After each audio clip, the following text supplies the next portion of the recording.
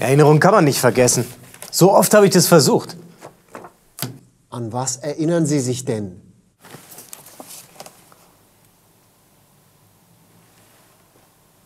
An die Altstadt.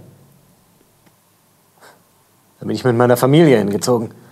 Also da war mein sogenannter Vater schon weg. Eine Schwester, 2 Brüder und eine Mutter. Dort in der Altstadt, da hatten alle Leute unglaublich viele Kinder. Ja, und da haben Sie dann den Wilhelm Weiß kennengelernt. Ruki. Es war ein Novembermorgen. Es hat genieselt. Meine Sachen waren nass, Frühstück hat es nicht gegeben. Und an meinen 12. Geburtstag, da hatte niemand gedacht. Ich war auf dem Weg zur Schule. Ein Junge ging neben mir. Der war so alt wie ich, so nass wie ich und so mager wie ich. Und der hat mich angelächelt. Ja, verrückt, wirklich. Niemand in der Altstadt hat zu der Zeit gelächelt. Ich war so überrascht, dass ich dem fremden Jungen von meinem vergessenen Geburtstag erzählt habe. Und er hat ganz einfach in seine Jacke gegriffen und einen Apfel herausgeholt. Herzlichen Glückwunsch. Und er hat mir den Apfel geschenkt. Ja, das müssen Sie sich mal vorstellen. Der hat mir den Apfel geschenkt. Das war mein allerschönster Geburtstag. Ich wollte ihn unbedingt vergessen. Später. Aber es ging nicht. Danach habe ich mich mit den Zigeunerfamilien rumgedrückt. Wieso? Ich habe gewartet. Auf Ruki. Lange. In der Zwischenzeit hat sich meine Mutter totgesoffen. Ich habe die Schule abgebrochen und angefangen zu arbeiten beim Alteisen. Ich war 14 und verprügeln konnte mich keiner mehr. Irgendjemand hat mir dann erzählt, dass es beim BC Borussia nach den Kämpfen für den Sieger ein Mittagessen gab. Also ging ich hin. In der Turnhalle, da hingen Sandsäcke und Maisbirnen. Da habe ich drauf losgeschlagen. Auf meine Mutter, auf die Fürsorge, auf Alteisen, auf meinen sogenannten Vater. Oh, das hat so gut getan. Dann hat mich jemand von hinten an die Schulter gestoßen. Fast hätte ich mich rumgedreht und ihm einen gesetzt. Aber dann sah ich, dass es Ruki war. Wut kann helfen, muss aber nicht. Im Ring, da brauchst du Schläge, die von Herzen kommen. Ruki. Ich habe ihn sofort erkannt. 2 Jahre nach meinem Geburtstag, nach dem Apfel. So lange hatte ich ihn in der Altstadt gesucht und jetzt traf ich ihn zufällig in dieser schäbigen Turnhalle. Und? Hat er sich an Sie erinnert? Ja, wir haben zusammen geboxt. Also gegeneinander. Ich boxte mit Wut, Ruki ohne Wut. Jeder wusste, dass es wichtig ist zu schlagen, aber Ruki wusste außerdem, dass es wichtig ist, nicht getroffen zu werden. Deshalb gewann er die Kämpfe. Altstadtmeister, Regionalmeister, Nordwestdeutscher Meister, nie ließ er sich treffen. Das war ein Tanz im Ring, ein Sieg im Ring. Das war Ruki. Wir wurden Freunde. Wenn ich ausgezählt war, dann half er mir auf. Hans, mein Freund. Ist es schlimm? Und ich habe den Kopf geschüttelt. Und danach gingen wir aus. Wir waren 20 und wir sahen gut aus. Wir haben getanzt und Spaß gehabt. Im gelben Kakadu, da hat uns jeder gekannt. Die Kapelle hat die neue Musik von drüben gespielt. Und einmal, da hat Ruki mich gefragt, was denkst du? Sollte ich nicht nach Amsterdam fahren zur Olympiade? Und ich habe gesagt, es wäre eine gute Idee, jedenfalls, wenn ich fürs Sparring mitkommen könnte. Ernst genommen habe ich das keine Sekunde lang. Wieso? Das hätte doch niemand, oder? Wieso? Er war doch ein hervorragender Boxer. Ja, natürlich. Der hat genug ausgeteilt und wenig genug eingesteckt. Der hat in Leipzig, in Hamburg, in Dortmund gekämpft und gesiegt. Der war der Richtige. Und trotzdem fuhr dann ein anderer. Niemand hat erklärt, warum, aber alle wussten es. Bei Olympia darf der Zigeunerboxer nicht für Deutschland antreten. So einfach war das. Ja, was hätte ich daran ändern können? Die Chefs der Boxverbände, die treffen solche Entscheidungen. Den kann niemand wie ich ja nicht reinreden. Ja, was denn? Es ist doch so. Also Sie haben sich einfach rausgehalten und nichts gesagt. Ja. Haben Sie mal geboxt? Haben Sie mal geboxt? Wir haben uns seltener getroffen. Ruki hatte sich entschieden. Wer ihn im Ring sehen wollte, der müsste in Zukunft dafür bezahlen. Ein Profi wird man in Berlin. Ich habe ihn zum Zug gebracht. Er hat mir aus dem offenen Fenster zugewunken. Mach's gut, Zigeunerboxer. Der Zug fuhr schon los, da rief er mir zu. Mach's auch gut, Hans. Im Übrigen heiße ich Wilhelm Weiß. Meine Freunde nennen mich Rookie. Zigeuner nennen sie mich nicht. Mir schoss das Blut ins Gesicht. Der Zug war weg. Jetzt habe ich einen Freund weniger im Leben, dachte ich. Dabei war Rookie doch der Zigeunerboxer. Jeder nannte ihn so. Mit Hochachtung, der war der Beste. Zigeunerboxer, das war doch nicht meine Erfindung. Wir sind beide hungrig durch den Dreck gestreunt, ob Zigeuner oder nicht. Zigeuner, das war doch kein Schimpfwort. Also für mich nicht. Ich habe mir einfach nicht vorstellen können, dass die Leute da draußen was anderes meinten, wenn sie Zigeuner sagten. Also etwas anderes als ich. Also Sie meinen etwas, das man nicht so gerne hören möchte, wenn man Zigeuner ist? Also, wo bin ich stehen geblieben? Berlin. Rookie war in Berlin, wurde Profi. Genau, ich habe aber alles über ihn gelesen, was in den Zeitungen stand und ausgeschnitten. Da stand viel von Siegen, von begeistertem Publikum, aber irgendwann auch von Tiefschlägen und dann Schlägen mit der Handkante. Ja, haben Sie ihn denn wieder getroffen? Ja. Ja, Rookie kam immer wieder zu Besuch. Der hatte Geld, der sah gut aus, der hat alle seine Freunde eingeladen. Wir haben getanzt und Spaß gehabt, so wie früher. Einmal, da ist eine Gruppe Schläger in den gelben Kakadu gestürmt. Die haben sich um unseren Tisch gestellt und gegrölt: Raus mit dem Zigeunerboxer! Und Rookie ist aufgestanden und hat einem von den SA-Kerlen eins in die Fresse gehauen, dass er liegen blieb. Knockout! Die anderen mussten ihn rausschleppen. Unterwegs haben sie kurz noch ein paar Spiegel zertrümmert und Stühle eingetreten. Hinterher, da kam der Direktor des Varietés, der hat sich 100-mal entschuldigt. Und hat dann zu Rookie gemeint, Sie waren wirklich immer ein gern gesehener Gast. Und ich habe gegen niemanden etwas, aber ich würde Sie bitten, in Zukunft vielleicht doch eine andere Lokalität aufzusuchen und mein Lokal nun zu verlassen. Rookie völlig verblüfft, der hat gar nichts gesagt und mich angeschaut. Und ich habe die ganzen kaputten Sachen gesehen und gedacht, dass aus seiner Sicht der Direktor schon irgendwie recht damit hatte, uns rauszuschmeißen. Herr Rookie konnte natürlich nichts dafür. Aber der Direktor, der konnte doch erst recht nichts dafür, oder? Haben Sie das gesagt? Nein, ich musste erst mal Rookie zurückhalten. Draußen an der frischen Luft hat er sich dann wieder beruhigt. Und dann musste er Neuigkeiten loswerden. Der hatte ein Angebot aus Amerika. Das müssen Sie sich mal vorstellen. Aus Amerika. Von Schmelings Manager. Aber irgendwie wollte er nicht weg. Sie lebten dann später auch in Berlin. Ja, genauso wie Rookie. Ja, und weiter? Ja, was weiter? Dann kam die deutsche Meisterschaft im Halbschwergewicht. Und Rookie, der war der Favorit. Der war in Bestform.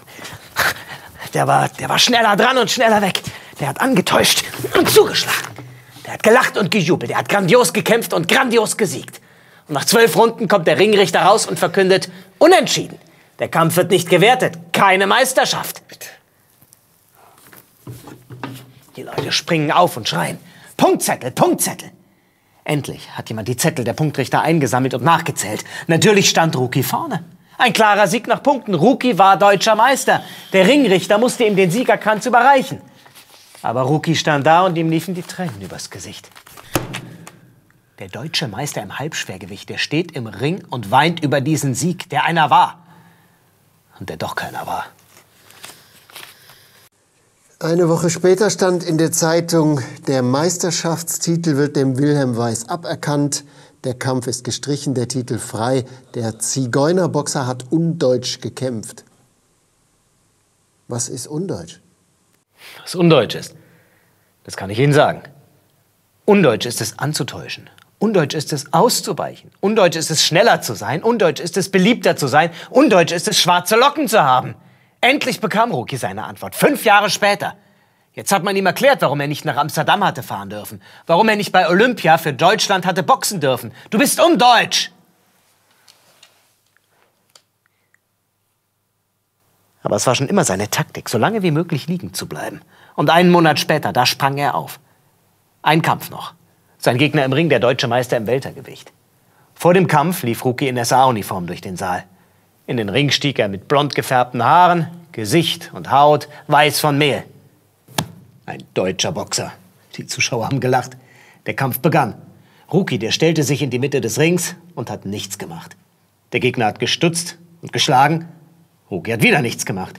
Der Gegner hat wieder geschlagen. Rookie hat wieder nichts gemacht. Er ließ sich einfach zusammenschlagen. Ein deutscher Boxkampf.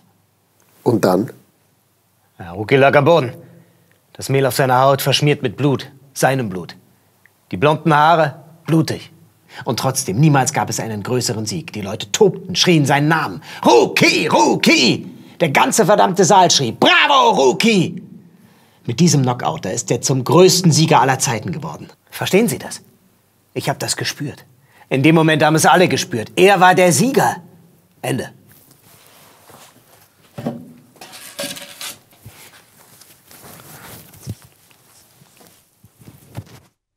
Sie wissen, dass das nicht stimmt. Sie erinnern sich doch. Es ist nicht zu Ende, weil es nie zu Ende ist.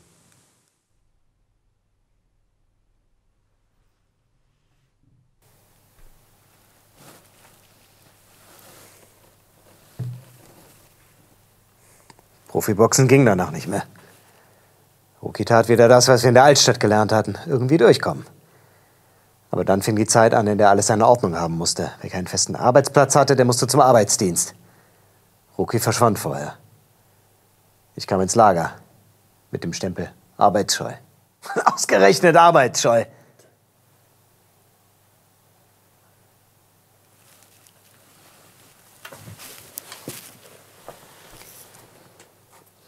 Als ich Rookie im Lager wieder traf, da hatte das Denken lange aufgehört. Rookie sah anders aus als früher. Immerhin habe ich ihn erkannt. Und er? Er mich nicht. Erst nicht. Ich habe ihn beobachtet, die ersten Wochen, wie er zusammenschnurrte. Das Überleben mit dem Zigeunerwinkel war schwierig. Ja. Und dann hat ihn auch einer der Wachleute erkannt. Draußen war der Ringrichter gewesen und jetzt hatten sie hier den Zigeunerboxer. Die haben sich wohl etwas Abwechslung versprochen. Jedenfalls gaben sie ihm erträglichere Arbeit und etwas mehr zu essen. Gerade so, dass er nicht wegstarb. Achteten auch darauf, dass er nichts Ansteckendes hatte. Und dann haben sie ihn zum Kämpfen geholt. Zum Kämpfen. Haben Sie mal geboxt? Nein. Das Gute beim Boxen ist, dass man nie weiß, wie es ausgeht. Darum kommen die Leute, darum klatschen und trampeln sie.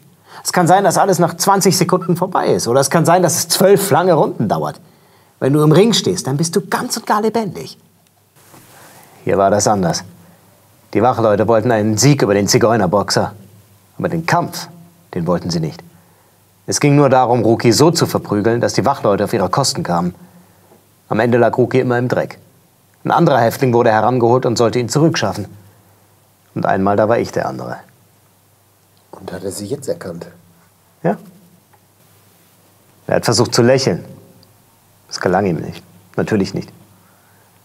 Ich habe auch so getan, als hätte ich ihn gerade erst erkannt und nicht schon seit Wochen aus der Ferne verfolgt. Nicht aufzufallen ist das Wichtigste. Ich wollte nicht, dass jemand von mir und Rookie erfährt. Aber irgendwie ist es trotzdem durchgedrungen. Die Wachleute wussten, dass Rookie und ich zusammen geboxt hatten. Und jetzt holten sie mich dazu. Es war klar, worum es geht. Die Wachleute wollten einen Kampf sehen, bei dem Blut fließt, bei dem Schläge schmerzen, bei dem der Zigeunerboxer am Ende am Boden liegt. Und das haben wir ihm gegeben. Haben Sie richtig zugeschlagen? Klar habe ich Rookie geschlagen, bis er liegen blieb. Wenn ich nicht hart genug schlug, dann bekam ich Ärger. Wenn Rookie zu früh in die Knie ging, dann bekam er Ärger.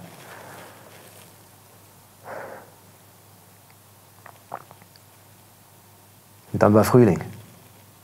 Einer von den Wachleuten hatte Geburtstag. Die haben gefeiert, gesoffen. Und dann haben sie uns geholt. Wir sollten boxen, ohne Handschuhe. Am Ende, da hatte ich Rookie die Nase gebrochen und mir einen Finger. Wir dachten, das hätte gereicht. Aber hat nicht gestimmt.